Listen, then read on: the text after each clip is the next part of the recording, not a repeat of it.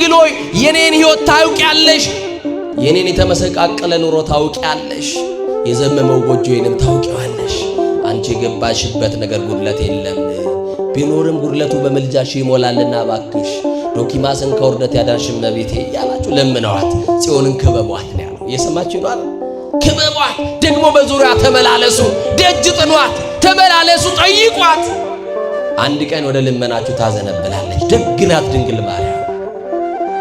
እና ጽዮን የተባለችው ድንግል ማርያም ናት። ጽዮን የተባለችው ማን ናት?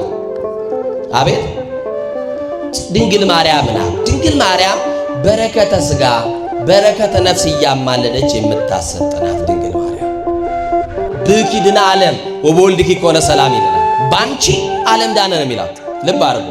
አንዳንድ ሰዎች ኧረ ይሄ ነገር ይስተካከል እንጂ ብከ መሆን አለበት ብኪ አይደለም ይላል። ባንቺ አሁን አባቶቻችን የጠፍቷቸው ይመስላቸው። እስቲ ባንቺ በሉ፣ ባንቺ ምክንያትነት ነው። እስቲ ዓለም ዳነ